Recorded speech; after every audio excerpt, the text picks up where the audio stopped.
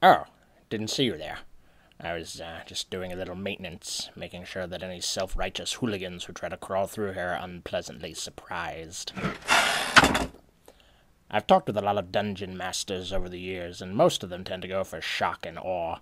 They get big beasties, top-of-the-line traps, armies of mercenaries. You know, the works.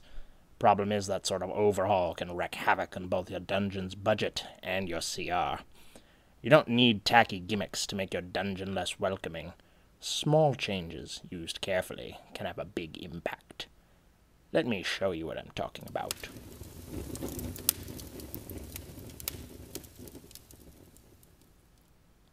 Light sources are things we tend to take for granted, but they have a lot of potential.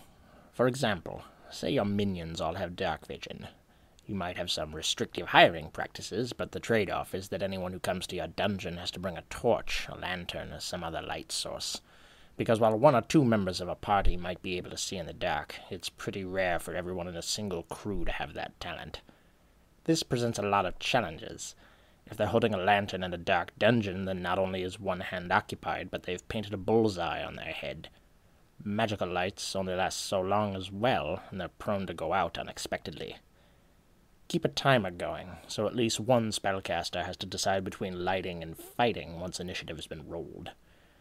Lastly, if you want to play dirty, make sure your lair is well lit. Then just before your ambush, turn out the lights. That way their lanterns and torches are still in their backpacks instead of near to hand.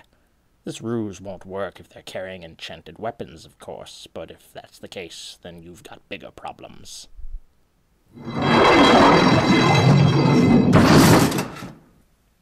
One of the biggest problems most dungeon masters have when it comes to their floor plan is wide open spaces. While that sort of design is great for your feng shui, it's terrible for corralling home invaders. What you need to do is look at your setup not as a living room, library, or combination breakfast nook and torture chamber, but as a place you'll be defending. So instead of leaving your gate guards undefended, give them a screen or a wall to crouch behind. Inside, make sure your guards have panic positions. You know, like the wooden walls rodeo clowns can duck behind. Except there's a crossbow back there ready to return fire. Remember, a cover bonus to armor class can be what turns your cannon fodder into a serious challenge. While most dungeons aren't exactly wired for an instantaneous scrying network, it's important for you to put some kind of communication system in place. Beyond panic screaming, that is. You don't need anything elaborate for this setup either. For instance, set up gongs in your watchtowers. At the first sign of trouble, have one of the guards bang away to call reinforcements. If gongs or bells are too heavy, make sure that every squad has flares or shrieking arrows that draw people's attention from miles around. Of course, if you do have a little silver to burn, you might consider setting up an actual alarm network. It's only a first-level spell, but an ounce of prevention is often worth a pound of cure. Open design is very chic these days, but there's nothing worse for your dungeon's security than giving interlopers plenty of breathing room.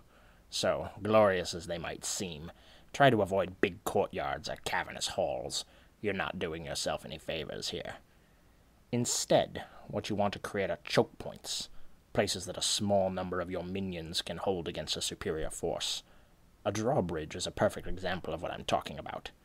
Airlocks, breezeways, and narrow corridors that two men can hold are ideal, especially since it gives a third warrior time to raise the alarm.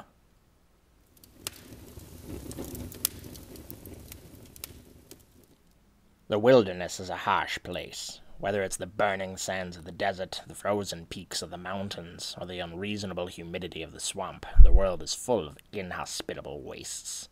So why not build your stronghold to utilize those environmental penalties? When adventurers set off on a home invasion, all they're usually thinking about is fighting. It's why they spend so much of their budgets on weapons and armor. But they don't typically bring insect repellent, and unless they're dedicating magic to keeping cool, slogging through an oven in more than 40 pounds of steel means you might not even need to engage them at all. So don't just make your dungeon dangerous. Make it actively unwelcoming for the unprepared. You don't have to break the bank when it comes to security. Often it's the small changes that get the biggest results. That's all for this installment of Dungeon Hacks. If you want to stay on top of all our latest releases, then subscribe to the channel and follow us on Facebook. And if you're tired of looking at that watermark, consider becoming a Patreon patron, because the first thing we're going to do is buy the full version of Filmora. Until next time.